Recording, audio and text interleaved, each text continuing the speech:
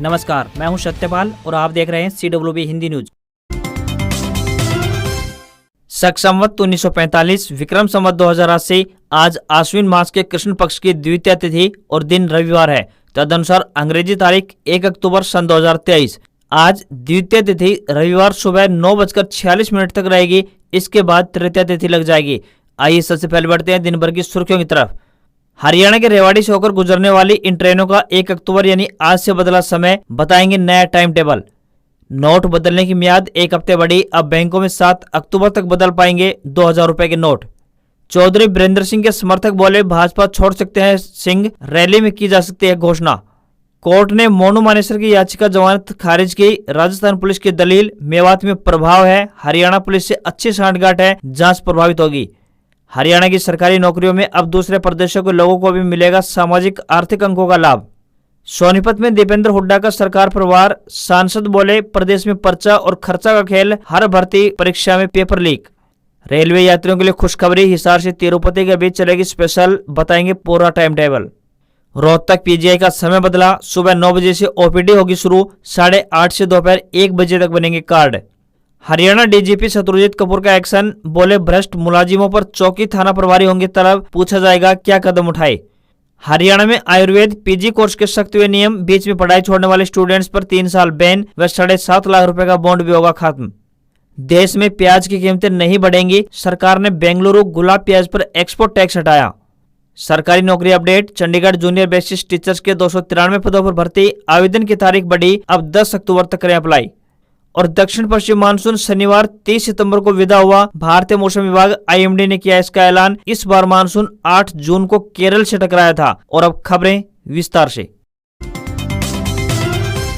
मौजूदा समय में हरियाणा के तापमान में गिरावट देखने को मिल रही है। जहां कुछ दिनों पहले गर्मी की वजह से हालात खराब हो रहे थे, तो वहीं अब तापमान में कमी आने की वजह से लोगों को गर्मी से काफी हद तक राहत मिली है। आलम यह है कि रात के समय ठंड का भी एहसास होने लगा है। वैसे लोगों ने घरों में AC व कूलर चलाना लगभग बंद कर दिया है। मौसम विभाग ने आने वाले दिनों में फिलहाल बरसात को लेकर संभावना नहीं जताई है। दूसरी तरफ हरियाणा की मंडियों में बाजरा और धान की फसल की आवक भी बड़े पैमाने पर प्रारंभ कर दी गई है। वहीं मौसम विभाग के मुताबिक सुबह शाम गुलाबी ठंड का एहसास होने लगा है।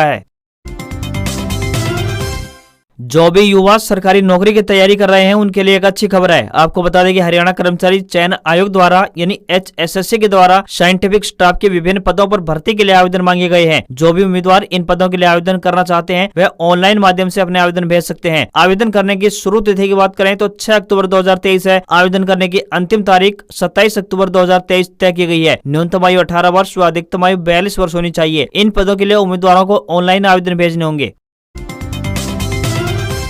हरियाणा में सरकारी नौकरी की तैयारी कर रहे युवाओं के लिए एक बेहद निराशाजनक खबर सामने आई है। प्रदेश सरकार ने अब हरियाणा से बाहर के लोगों को भी सरकारी नौकरियों में सामाजिक व आर्थिक मानदंड के अंकों का लाभ देने का फैसला लिया है। अभी तक इन अतिरिक्त अंकों का लाभ केवल हरियाणा के युवाओं को ही मिलता था। इस संबंध में एक हल्फनामा हरियाणा विद्युत प्रसारण निगम लिमिटेड यानी HVPNL पंचकुला की अवर सचिव नवीन कुमारी ने इस मुद्दे पर लंबित एक याचिका के जवाब में पंजाब एंड हरियाणा हाईकोर्ट के समक्ष पेश किया है। 2 अक्टूबर को जींद में होने वाली चौधरी वीरेंद्र सिंह की मेरी आवाज सुनो रैली आखिरकार राजनीतिक हो ही गई। अभी तक इस रैली को गैर राजनीतिक बताया जा रहा था, लेकिन शनिवार को पत्रकारों से बातचीत करते हुए वीरेंद्र सिंह के समर्थकों ने कहा कि वीरेंद्र सिंह अब भाजपा को छोड़ सकते हैं और कांग्रेस में भी जा सकते हैं। वहीं वीरेंद्र सिंह की तरफ से इसके बारे में अभी तक कोई भी आधिकारिक बयान सामने नहीं आया है। शनिवार को वीरेंद्र सिंह के समर्थकों ने जींद में पत्रकार वार्ता कर ये बात कही है। वीरेंद्र सिंह के साथी और मेरी आवाज सुनो रैली के आयोजक सोमवीर पहलवान, शिवनारायण शर्मा तथा एडवोकेट जसवीर कुंडू ने पत्रकारों से बातचीत करते हुए कहा कि चौधरी वीरेंद्र सिंह भाजपा को छोड़ सकते हैं। रैली में इस बात की घोषणा हो सकती है। जब उनसे किसी पार्टी में जाने बारे में पूछा गया तो उन्होंने कहा कि वीरेंद्र सिंह कांग्रेस में शामिल हो सकते हैं, इसके अलावा किसी दूसरी पार्टी में भी जा सकते हैं। सोमवीर पहलवान ने कहा कि एक ऐतिहासिक रैली होगी। वीरेंद्र सिंह पर उनके साथियों का दबाव भाजपा छोड़ने के लिए बढ़ रहा है। अंतिम फैसला 2 अक्टूबर यानी कल होने वाली रैली में लिया जाएगा। रैली में जितनी अधिक भीड़ आएगी उतना ही मौके पर कठोर निर्णय लिया जाएगा। हरियाणा अग्निशमन एवं आपातकालीन सेवा विभाग ने जींद में रेस्टोरेंट ढाबों को नोटिस देने के बाद अब कोचिंग सेंटरों पर नजर जमा ली है। इसके चलते विभाग ने शहर में कोचिंग सेंटरों का सर्वे करना आरंभ कर दिया है। विभाग की टीम अब यह जांचने में जुट गई है कि किन किन कोचिंग सेंटरों ने विभाग से एनओसी नहीं ली है। कोचिंग सेंटर अग्निशमन के मापदंडों पर खरे हैं या फिर नहीं, क्या उनके पास आपात हालातों से निपटने के लिए फायर फाइटिंग सिस्टम है या नहीं। विभाग ऐसे कोचिंग सेंटरों की सूची तैयार कर रहा है। बता दें कि शहर में लगभग 200 से अधिक कोचिंग सेंटर लाइब्रेरी चल रही है। इसमें ज्यादातर बहुमंजिला इमारतें हैं, जिसमें बेसमेंट को भी कोचिंग सेंटर बनाकर या फिर लाइब्रेरी के रूप में चलाया जा रहा है। इनमें सीढ़ियां भी संकरी हैं और फायर फाइटिंग सिस्टम भी नहीं लगे हैं। आगजनी की घटना होने पर उनसे निपटने का कोई साधन न होने पर अनहोनी घटना की आशंका बनी रहती है, जिससे वहां पर पढ़ने वाले छात्र छात्राओं को जान का खतरा बना रहता है। अखिल भारतीय कांग्रेस कमेटी के राष्ट्रीय महासचिव व पूर्व केंद्रीय मंत्री कुमारी शैलजा ने कहा कि सरकार की तुगलकी परिवार पहचान पत्र योजना प्रदेश के लोगों की गले की फांस बनकर रह गई है। घर बैठे सरकारी योजनाओं को लाभ देने के नाम पर लोगों के पेंशन काट दी गई, तो वहीं लोगों के बीपीएल राशन कार्ड और आयुष्मान कार्ड तक काट दिए गए। सरकार 105 करोड़ रुपए खर्च करके भी डेटा सही नहीं कर पाई। प्रदेश में 69,71,000 लोगों के ट्रिपल पी यानी परिवार पहचान पत्र बनवाए गए, जिसमें से 90% में खामियां हैं। लोग ट्रिपल पी ठीक करवाने के लिए कार्यालयों के चक्कर तो काट रहे हैं। हालात ये है कि लोग न तो जन्म तिथि ठीक करवा पा रहे हैं और नहीं ट्रिपल पी में सदस्यों के नाम जुड़वा पा रहे हैं। सरकार ने बिना सोचे समझे योजना तो लागू कर दी, लेकिन जिसके कारण आज जनता कार्यालयों के चक्कर काटने पर मजबूर है। 90% ट्रिपल पी में कोई न कोई खामी है। कहीं पर सरकार ने खुद एक परिवार की आय 1,80,000 रुपए से अधिक दिखाकर बीपीएल राशन कार्ड काट दिया है। तो सबसे बड़ी बात, बुजुर्गों की पेंशन तक काट दी गई है। आय अधिक होने पर आयुष्मान कार्ड के लाभ से परिवार को वंचित कर दिया। सरकार का परिवार पहचान पत्र आज परेशान पत्र बनकर रह गया है। कर्मचारी चयन आयोग की तरफ से CHSL परीक्षा आयोजित की गई थी, जिसके प्रथम चरण की परीक्षा का आयोजन 2 से लेकर 22 अगस्त 2023 के बीच संपन्न किया गया था। जो भी अभ्यर्थी परीक्षा में शामिल हुए थे वह परीक्षा के बाद रिजल्ट का इंतजार कर रहे थे। ऐसे में सभी अभ्यर्थियों को बता दें कि उनका इंतजार खत्म हो चुका है। जी हां, कर्मचारी चयन आयोग की तरफ से CHSL टायर 1 2023 का रिजल्ट जारी कर दिया गया है। सभी उम्मीदवार SSC के आधिकारिक वेबसाइट पर जाकर अपना रिजल्ट देख सकते हैं। रिजल्ट देखने के लिए उम्मीदवार के पास अपना रजिस्ट्रेशन नंबर, रोल नंबर व डेट ऑफ बर्थ होनी चाहिए। उम्मीदवार आयोग की आधिकारिक वेबसाइट ssc.nic.in के जरिए अपना रिजल्ट चेक कर सकते हैं। आप वर्ग अनुसार कट ऑफ मार्क्स भी देख सकते हैं।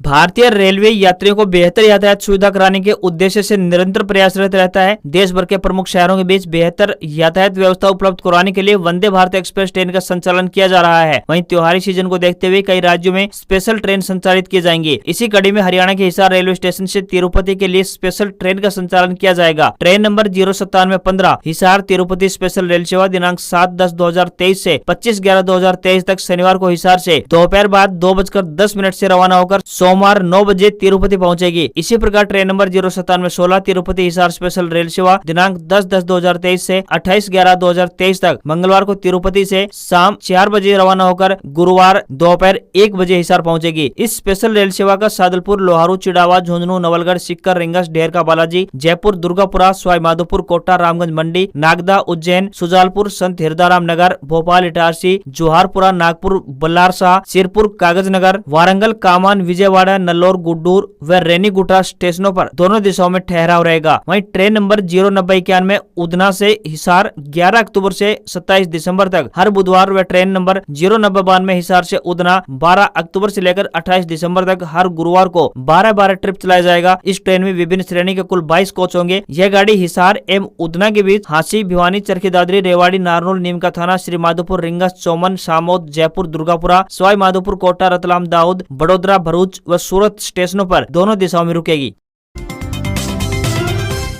भारतीय रिजर्व बैंक यानी RBI ने मई 2023 में 2000 रुपए के नोटों को चलन से बाहर करने की घोषणा की थी। वहीं बताया था कि 1 अक्टूबर से इन नोटों का मूल्य समाप्त हो जाएगा। 30 सितंबर को RBI ने 2000 रुपए के नोट को बदलने की अंतिम तिथि बढ़ा दी है। इसे लेकर आदेश भी जारी कर दिए गए हैं। नए आदेशों में 2000 रुपए के नोटों को जमा करवाने को लेकर राहत प्रदान की गई है। RBI ने कहा है कि अब 7 अक्टूबर तक यह नोट बदलवाए जा सकते हैं। वहीं नोट बदलने की समय सीमा समाप्त होने के बाद भी यह वैध रहेंगे। फिलहाल हिदायत देते हुए कहा गया है कि बैंक 8 अक्टूबर से एक्सचेंज के लिए 2000 रुपए के नोट स्वीकार करना बंद कर देंगे। हरियाणा में वैध और अवैध कॉलोनी को पहचानने में होने वाली परेशानियों से जल्द ही निजात मिलने वाली है। हरियाणा सरकार इसके लिए एक ऐसी तैयारी कर रही है जिससे सब कुछ आसान हो जाएगा। दरअसल लोगों की सुविधा के लिए खट्टर सरकार इस दिशा में अहम कदम उठाने जा रही है। स्मार्ट सिटी फरीदाबाद में वैध और अवैध कॉलोनी की पहचान करना बेहद ही आसान हो जाएगा। बता दें कि अब कॉलोनी वैध है या फिर अवैध, इसकी पहचान उसके रंग से की जा सकेगी। इसके अलावा सार्वजनिक सुविधाओं की पहचान अलग रंग से होगी। इसके लिए भी मुख्यमंत्री मनोहर लाल खट्टर के नेतृत्व वाली हरियाणा सरकार राज्य के सभी शहरों का रंगीन नक्शा बनाएगी। राज्य की एक इंच जमीन का डिजिटलीकरण किया जा रहा है। सरकार का मकसद है कि जल्द से जल्द लोगों को समस्याओं से निजात दिलाई जा सके। राष्ट्रीय राजधानी दिल्ली और एनसीआर क्षेत्र के जिलों में 1 अक्टूबर यानी आज से ग्रेडेड रिस्पांस एक्शन प्लान यानी ग्रैप लागू हो रहा है। मौसम में बदलाव को देखते हुए इसके हिसाब से पाबंदियां लगाई जाएंगी ताकि हवा को प्रदूषित होने से बचाया जा सके। वहीं गुरुग्राम के उपायुक्त ने कहा है कि 1 अक्टूबर यानी आज से ग्रैप लागू कर दिया जाएगा। इसके बाद अगर कोई प्रतिबंधित गतिविधियों में शामिल पाया गया तो उसके हिसाब से सख्त कार्रवाई अमल में लाई जाएगी। उपायुक्त निशांत कुमार यादव ने बताया कि ग्रैप को 4 चरणों में लागू करने का विचार किया जा रहा है और इसके हिसाब से ही अलग अलग तरह की पाबंदियां लगाई जाएंगी। जैसे जैसे हवा में प्रदूषण का स्तर बढ़ेगा तो उसी हिसाब से पाबंदियां भी बढ़ती चली जाएंगी। भारतीय रेलवे के द्वारा 1 अक्टूबर यानी आज से ट्रेनों के समय में बदलाव किया गया है, जिसका असर बहुत सी ट्रेनों के संचालन समय पर देखने को मिलेगा। इसी कड़ी में रेवाड़ी ही नहीं बल्कि उत्तर पश्चिमी रेलवे के लगभग सभी स्टेशनों पर ट्रेनों के संचालन समय में आंशिक परिवर्तन किया गया है। रेवाड़ी से होकर गुजरने वाली ट्रेनों का समय भी बदल गया है। रेवाड़ी से होकर गुजरने वाली ट्रेनों के समय में सबसे बड़ा बदलाव ट्रेन नंबर 19,416 श्री माता वैष्णो देवी कटरा से अहमदाबाद जाने वाली ट्रेन में हुआ है। यह ट्रेन रेवाड़ी से सुबह 7:55 पर रवाना होती थी, लेकिन 1 अक्टूबर यानी आज से 6:40 पर चलेगी। इसी तरह भिवानी मथुरा ट्रेन सुबह 7 बजे की बजाय 7:55 पर रवाना होगी। साथ ही जयपुर बठिंडा ट्रेन सुबह 10:30 बजे की बजाय 10:50 पर रवाना होगी। यात्री सफर पर निकलने से पहले 139 यानी 139 पर SMS या फिर रेलवे की आधिकारिक वेबसाइट indianrail.gov.in और traininquiry.com पर ट्रेन का नया समय देख सकते हैं। इसके अलावा आज यानी 1 अक्टूबर से नई समय सारणी का बोर्ड रेलवे जंक्शन रेवाड़ी पर भी चिपका दिया जाएगा। दक्षिण हरियाणा के महेंद्रगढ़ जिले में चलने वाले ऑटो चालकों को अब ट्रैफिक पुलिस की ओर से यूनिक नंबर दिए जाएंगे। इसके लिए सभी ऑटो चालकों को महावीर चौक पर यातायात थाना प्रभारी को अपनी व ऑटो की जानकारी उपलब्ध करवानी होगी। यह यूनिक नंबर प्रत्येक ऑटो के लिए अनिवार्य होगा। बिना यूनिक नंबर के चलने वाले ऑटो पर नियमानुसार कार्रवाई की जाएगी। महिलाओं की सुरक्षा को देखते हुए पुलिस जिले में चल रही ऑटो पर 5 अंक का एक यूनिक कोड नंबर लिखेगी, जिसमें ऑटो चालक का नाम, मोबाइल नंबर, ऑटो का रजिस्ट्रेशन आदि का पूरा विवरण होगा। हर ऑटो के एक आगे, एक पीछे व एक अंदर स्टिकर लगेगा। ऑटो का विशेष कोड नंबर मिलते ही पुलिस बिना समय गंवाए कार्रवाई कर सकेगी। डीएसपी ने ऑटो यूनियन के साथ बैठक कर योजना के बारे में समझाया और बताया कि यह यूनिक कोड लेना अनिवार्य है। महिलाएं व लड़कियां ऑटो में खासकर रात के समय सुरक्षित महसूस नहीं करती। ऑटो में कोई भी घटना होती है तो यूनिक कोड नंबर बताते ही पूरा विवरण पुलिस के पास पहुंच जाएगा। समय रहते पुलिस कार्रवाई कर सकेगी। हरियाणा के डीजीपी शत्रुजीत कपूर अंबाला पहुंचे। यहां उन्होंने अंबाला रेंज के अंतर्गत आने वाले अंबाला कुरुक्षेत्र और यमुनानगर के पुलिस अधिकारियों की मीटिंग की। मीटिंग में मुख्य एजेंडे ड्रग्स के खिलाफ, क्राइम फ्री हरियाणा और शिकायतकर्ता संतुष्ट हो, इन विषयों पर लेकर मंथन किया गया। डीजीपी कपूर ने कहा कि पुलिस की सेवाएं बेहतर हो, समय पर सुनवाई हो, निष्पक्ष जाँच हो, इन विषयों पर पुलिस अधिकारियों को दिशा निर्देश जारी किए हैं। डीजीपी ने भ्रष्ट मुलाजिमों से निपटने के साथ साथ संबंधित थाना व चौकी प्रभारी से भी स्पष्टीकरण मांगा जाएगा। पूछा जाएगा कि इनसे निपटने के लिए क्या क्या कदम उठाए हैं। अगर उन्होंने कदम नहीं उठाए तो उनकी लापरवाही होगी या फिर उनकी भी मिलीभगत हो सकती है। डीजीपी ने कहा कि मुलाजिमों को साप्ताहिक के साथ साथ इमरजेंसी छुट्टी मिले, ऐसी व्यवस्था बनाई गई है। चंडीगढ़ प्रशासन के शिक्षा विभाग में जूनियर बेसिस टीचर यानी जेबीटी के 293 पदों पर भर्ती जारी है। इस भर्ती के लिए आवेदन की आखिरी तारीख 25 सितंबर 2023 थी। इसे फिलहाल 10 अक्टूबर शाम 5 बजे तक के लिए आगे बढ़ा दिया गया है। उम्मीदवार ऑफिशियल वेबसाइट chdeducation.gov.in पर जाकर आवेदन कर सकते हैं। इन पदों के लिए फीस जमा करने की आखिरी तारीख 12 अक्टूबर तय की गई है। आयु सीमा की बात करें तो 21 वर्ष से लेकर 37 वर्ष के बीच होनी चाहिए। सैलरी 9,300 रूपए से लेकर 34,800 रूपए प्रति माह होगी। एग्जाम के बाद मेरिट बेसिस पर सिलेक्शन किया जाएगा। आज खबरों में इतना ही। देखते रहिए आपका अपना हरियाणा का सबसे बेहतरीन news channel CWB Hindi news. नमस्कार, आपका दिन शुभ रहे।